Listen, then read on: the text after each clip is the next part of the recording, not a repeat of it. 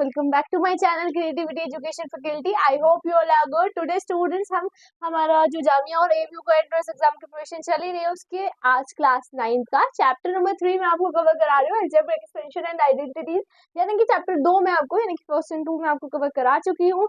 जाके आप प्लेलिस्ट पे जाके वॉच करें, चैनल वॉच करें, आपको ये दो चैप्टर्स को कंप्लीट करके अच्छे से समझ के देन थर्ड चैप्टर पे आना है, ताकि क्योंकि बेटा हर एक चैप्टर एक दूसरे से लिंक्ड होता है, कुछ चीज ऐसी होती है जो चैप्टर में कवर करा दी जाती है, देन आपको थर्ड चैप्टर में आपको आना होता है। तो आज हमने वी नो दैट हमने अलजेब्रा क्लास 7th में क्लास 8th में पढ़ी है, ठीक है, वो ही सेम अलजेब्रा है, लेकिन क्लास 9th है, थोड़ा स्टैंडर्ड हाई हो गया तो थोड़ी सी लेवल भी हाई हो गया, यानी कि कुछ चीजें आप इसमें न्यू भी पढ़ने वाले, हो सकता है मे बी कुछ भी चीज न्यू ना हो आपके लिए, क्योंकि कुछ एडवांस बच्चे भी होते हैं जो एक्स्ट्रा पढ़ते हैं, तो वो चीज भी बेटा आपको यहाँ पे आपको सब चीज एंट्रेंस एग्जाम के लेवल तक के लिए जितनी भी लेवल है बेटा, जो भी सिलेबस में आपके आ रहा है वो चीज मैं आपको इस चैप्टर में कवर कराने वाली हूँ अच्छे से। वो तो लाइव क्लासेस आप बेटा ज्वाइन कर सकते हो मुझे, वो लाइव क्लासेस डिस्क्रिप्शन में नंबर है, क्योंकि क्या होता है we are right now I am recording this chapters and we are providing on the YouTube channel also, but you have lots of doubt and sometime we can discuss about your doubts, है ना, तो उसके लिए we have numbers, आप उससे live classes मेरे new batches को join कर सकते हैं, जिससे आपको कोई प्रॉब्लम ना आए, आप उससे अच्छे से अपने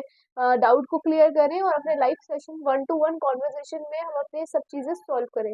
now we come to the topic, chapter number 3 की बात हो रही है, चैप्टर नंबर 3 पे चलते हैं अलजेब्रा के बारे में। अब मैं आपको काफी सारे नोट्स भी लिखवाऊंगी, तो वो नोट्स आप अपनी कॉपी में नोट डाउन करना, क्योंकि अभी हमारे एंट्रेंस एग्जाम में थोड़ा सा लंबा पाथवे है, 3-4-5 महीने, 4 महीने में भी, तो वो 4 महीने में हम भूल भी सकते हैं, हमें रिवाइज भी करना होगा, तो हमें नोट्स चाहिए, तो वो नोट्स के लिए आप इसे लिखते रहिएगा। अब स्टार्ट करते हैं अलजेब्रा के बारे में बेटा। while adding अलजेब्रा को मैं शॉर्ट फॉर्म में लिख दे रही हूँ ए, है ना, algebra expansion we add the like terms भी मैंने आपको अभी लास्ट चैप्टर में डिस्कस करी थी, the sum of several like terms is another like terms whose coefficient is the sum of the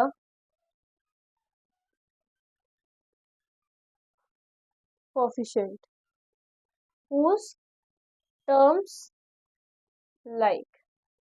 समझते हैं क्या है बेटा? बेटा आपको ये सिंपली एक चीज बोल रहा है, देखो लाइक टर्म्स क्या होती है मैं आपको बताती हूँ। लाइक टर्म्स वो टर्म्स होती है, अगर मैं आपको कोई भी नंबर्स की रेंज दे दूं बहुत सारी और वो सब जगह इक्वल हो, मतलब माइनस का 24, माइनस का 28, माइनस का 29, यहाँ पे सेम क्या है, माइनस माइनस माइनस माइनस सबके पास है।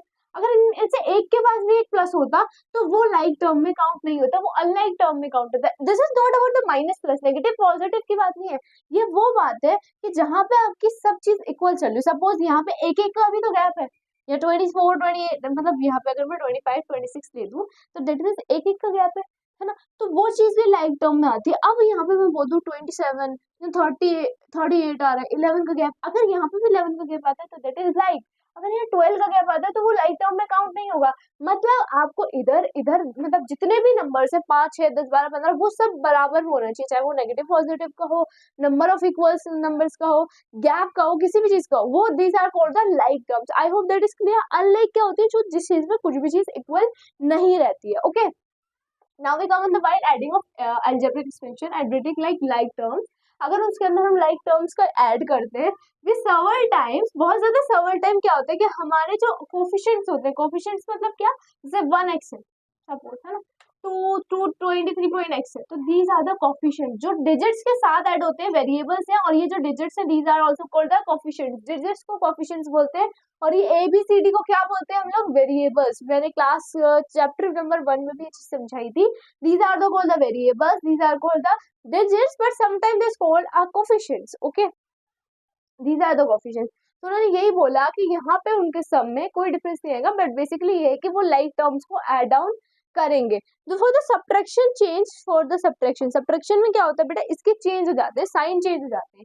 बेसिकली यहाँ पे माइनस है तो माइनस ही रहेगा, अगर दोनों साइड माइनस है तो माइनस से माइनस हम कैंसिल भी कर सकते हैं, तो माइनस में वो चीज बेटा चेंज भी हो जाती है। जैसे अभी एक फॉर्मूला लिखवाती हूँ, इसको आपको कर रही हूँ, नोट डाउन करते रहना।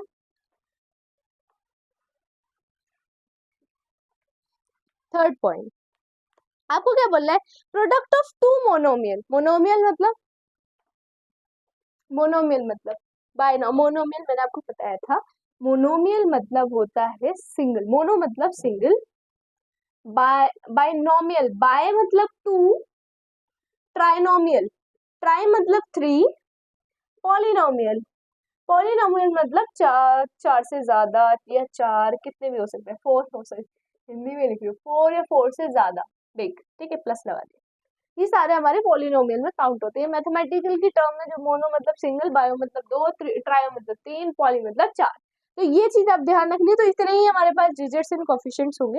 मैं बोला प्रोडक्ट ऑफ टू मोनोमियल, यानी कि दो प्रोडक्ट ऑफ मोनोमियल होंगे तो उनके कोफिशिएंट बराबर होंगे वेरिएबल के, मतलब मोनोमियल अगर हम दो प्रोडक्ट में रखते हैं तो कोफिशिएंट बराबर होगा आपका वेरिएबल के, ऐसा कुछ इसने बोला। और ये बिल्कुल ठीक है, अगर हम मोनोमियल कोफिशिएंट की मल्टीप्लाई करेंगे तो हमारा एक बेसिकली डिजिट आएगा। फॉर मल्टीप्लाइंग टू पॉलिनोमियल, अगर मैं कोई दो पॉलिनोमियल्स की मल्टीप्लाई करती हूँ बेटा, तो multiply each other multiply of the multiply, मतलब क्या, अगर मैं यहाँ पे रखती हूँ 2x और मैं इधर रखती हूँ 3x, इन दोनों की मल्टीप्लाई करो, कुछ गलत कर रही हूँ?